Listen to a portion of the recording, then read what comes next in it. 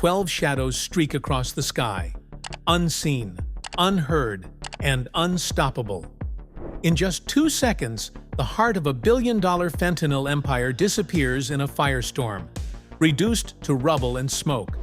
Hidden deep within the dense jungles of Sinaloa, the cartel's most fortified drug lab was thought to be impenetrable, shielded by nature and corruption alike. But what the cartel didn't see coming was a precision strike by the world's most lethal aircraft, 12 United States Air Force F-22 Raptors. For decades, this covert narcotics factory pumped poison into American communities. Its operators believed they were untouchable, protected by a web of bribed officials, elite enforcers, and treacherous terrain. But that illusion shattered the day America stopped treating cartels as mere criminals and instead classified them as terrorists. To understand the fury of that strike, we must first understand the monsters it targeted. One of the most notorious figures in the cartel underworld is Rafael Caro Quintero, once known as the Narco of Narcos.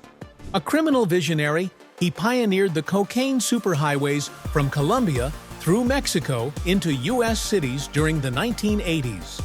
While politicians gave speeches about the war on drugs, Quintero's Guadalajara cartel was smuggling tons of cocaine under their noses, facilitated by crooked cops and complacent officials.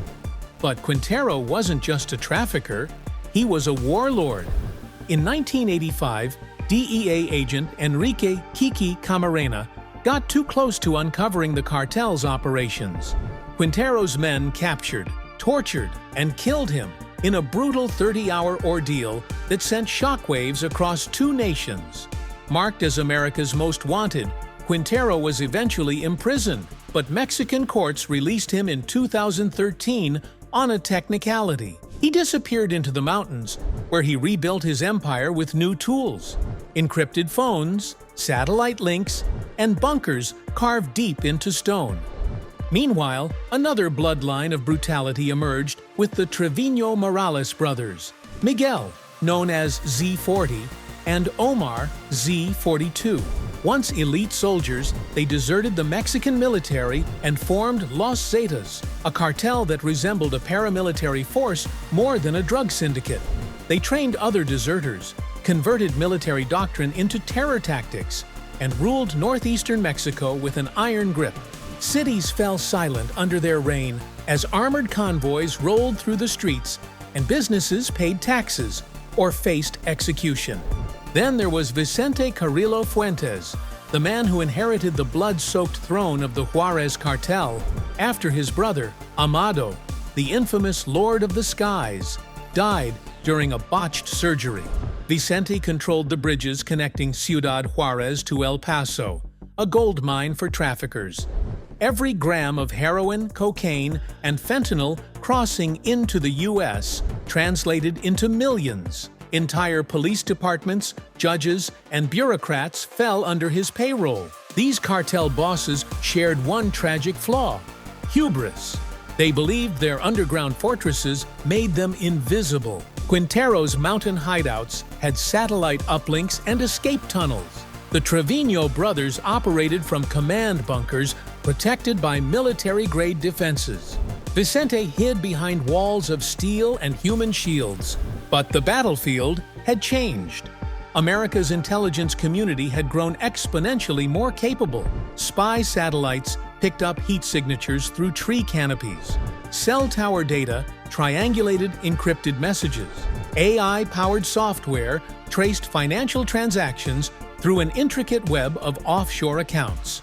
Cartel leaders who thrived in the analog age now faced predators from the digital domain. The real turning point came on January 20th, 2025. In the Oval Office, President Trump signed an executive order reclassifying Mexico's top cartels, not as criminal enterprises, but as foreign terrorist organizations. This legal shift unleashed the full might of America's counterterrorism forces. No longer constrained by civilian law enforcement procedures, U.S. military and intelligence agencies were authorized to hunt cartel leaders like they had hunted Osama bin Laden. Anyone caught aiding the cartels, whether transporting goods, paying protection money, or even wiring money to family in cartel territory, now faced terrorism charges. The first to fall under this new doctrine was Maria del Rosario Navarro Sanchez. A 39-year-old woman, she supplied weapons and helped smuggle drugs, migrants, and money across the border. Federal agents seized her golden AR-15, El Dorado, as evidence of her allegiance. Her prosecution sent a chilling message. From now on, helping cartels was no different than aiding ISIS. The Pentagon rapidly shifted its focus. Predator drones previously stationed in Syria redeployed to forward bases in Texas and Arizona. U-2 Dragon Lady spy planes soared 70,000 feet above Mexican airspace, gathering data so precise they could identify license plates in cartel convoys. Navy P-8 Poseidons scanned communication networks across the desert, while signals intelligence experts intercepted cartel chatter faster than it could be encrypted. Soon, real-time intelligence poured into U.S. fusion centers. Analysts mapped every hideout, convoy route, and distribution hub. Cartel leaders, once hidden in shadow, now glowed under America's technological gaze. The psychological impact was immediate. Commanders abandoned safe houses overnight. Smuggling routes shifted erratically. Fear spread like wildfire. President Trump then played his boldest card.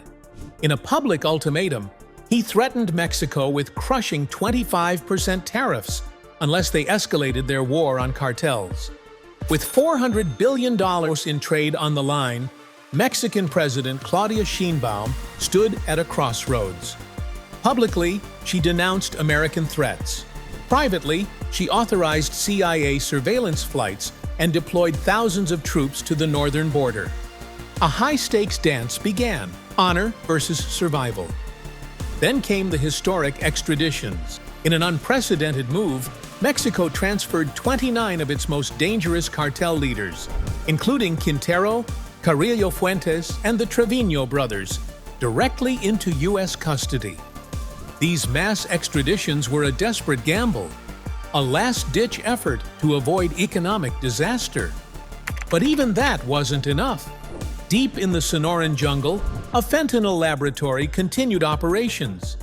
Hidden beneath layers of canopy, far from roads or satellites, the cartel believed it was secure. They were wrong. At 30,000 feet, 12 F-22 Raptors, America's stealthiest fighter jets, silently approached. Each carried 2 GBU-39 small-diameter bombs, capable of hitting targets within 3 feet of precision. No warnings were issued. No radio chatter broke the silence. The mission was sanctioned at the highest levels. The Pentagon, CIA, and National Security Council approved the strike after confirming the lab had the capacity to kill millions.